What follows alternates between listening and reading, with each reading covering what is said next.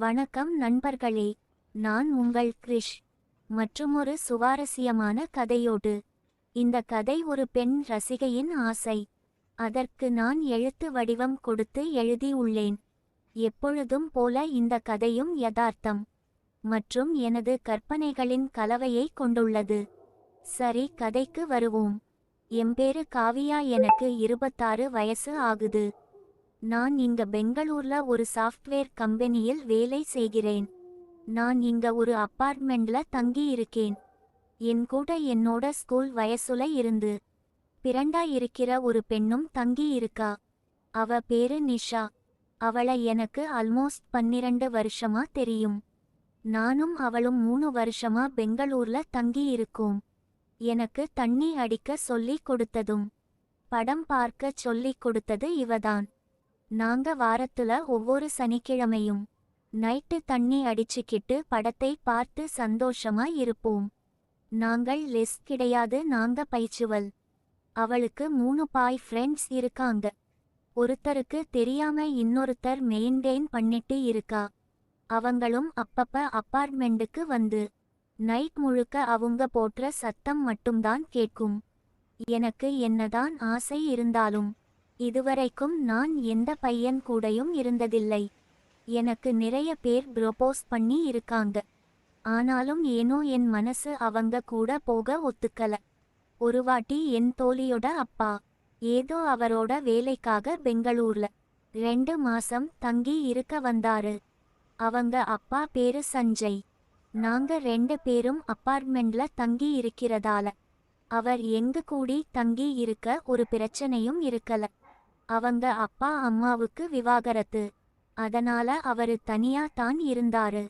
அவருக்கு 54 வயசு. ஆனாலும் பாக்குறதுக்கு ஒரு 40 வயசு ஆளு மாதிரி தான் தெரிஞ்சாரு. தொப்பை கிடையாது, நல்ல ஜிம் பாடி மாதிரி வச்சுக்கிட்டு இருந்தாரு. அவரை பார்த்தா உடனே என் மனசுக்குள்ள ஜிவ்வுன்னு ஆயிடுச்சு. நான் ஒரு வாயாடி, எப்பவும் பேசிக்கிட்டே தான் இருப்பேன். அவரோடையும் அதிகமா பேச ஆரம்பித்தேன். கூடிய சீக்கிரமே அவரும் எனக்கு நல்ல நண்பரா ஆயிட்டாரு.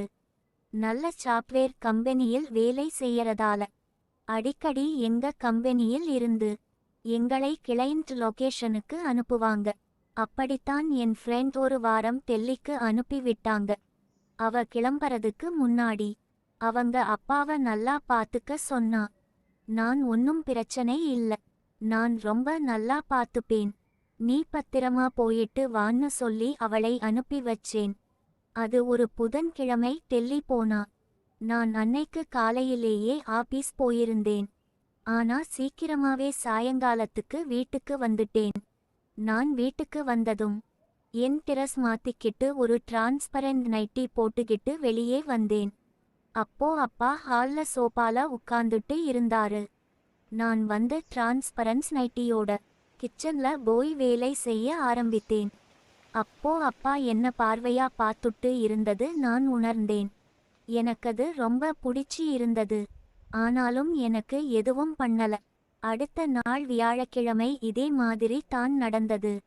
ஆனால் நைட் சாப்பிட்டதுக்கு அப்புறம் நாங்க ரொம்ப நேரம் பேசிக்கிட்டு இருந்தோம். நாங்க வீட்டு பால்கனியில உட்கார்ந்து பேசிக்கிட்டு இருந்தப்ப அவரு கண்ணு ஏன் மேலேயே இருந்தது நான் கவனிச்சேன். நான் கொஞ்சம் ஆவரேஜான பொண்ணு. அடுத்த நாள் காலையில அவருக்கு வேலை இருந்ததால அவர் சீக்கிரமே கிளம்பி போயிட்டாரு. நானும் ஆபீஸ்க்கு போனேன்.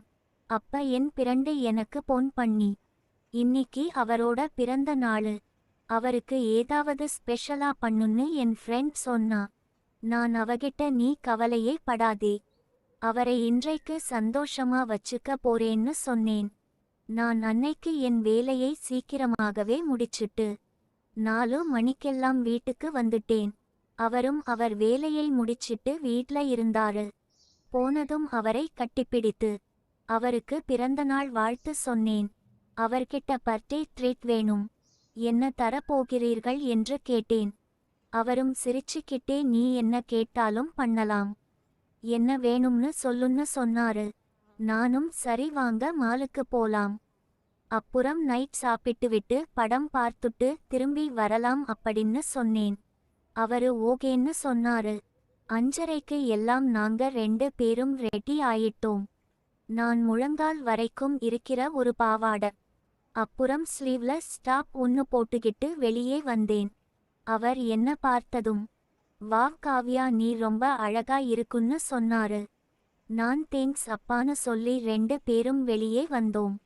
கார் ஓட்டிக்கிட்டு பெங்களூர்ல இருக்கிற பீனிக்ஸ் மாலுக்கு போனோம். நாங்க கார்ல நிறுத்திட்டு உள்ள போகும்போது நான் அவர கையை பிடிச்சுக்கிட்டு லவ்வர்ஸ் மாதிரி மாலை சுத்தி பார்த்தோம். நாங்க பிவிஆர்ல ஒரு ரொமான்டிக் ஹாலிவுட் படம் பார்த்துட்டு அதுக்கப்புறம் சாப்பிட போலாம்னு சொன்னேன். நாங்க டிக்கெட் வாங்கிட்டு உள்ளார போனோம். அங்க ஒரு 2-3 காதல் ஜோடியை தவிர தியேட்டர் வெறிச்சோடி இருந்தது. நாங்களும் பக்கத்தில் யாரும் இல்லாத மாதிரி நடுவுல ஒரு இடத்துல உட்கார்ந்தோம். படம் நல்ல ரொமாண்டிக்கா சுவாரஸ்யமா போச்சு. அந்த படத்துல ஒரு இடத்துல ஒரு சுவாரஸ்யமான முத்த காட்சி இருந்தது.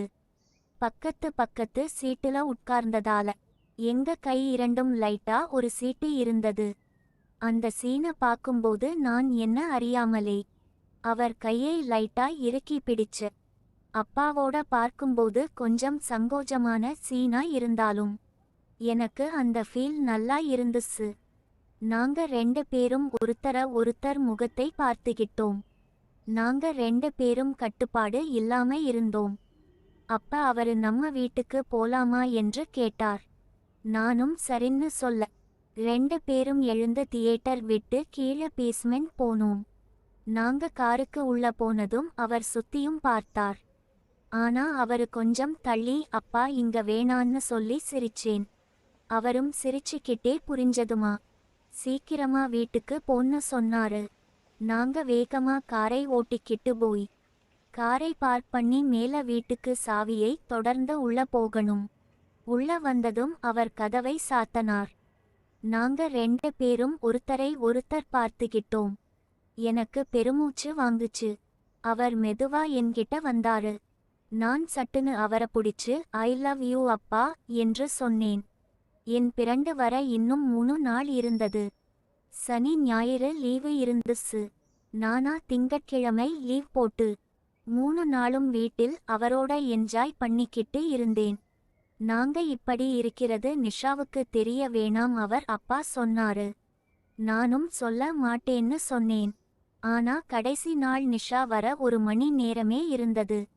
அவ வந்தா மறுபடியும் எங்களால இருக்க முடியாது என்று நினைத்து நாங்க 2 பேரும் ஹாலிலேயே ஆரம்பிச்சோம்.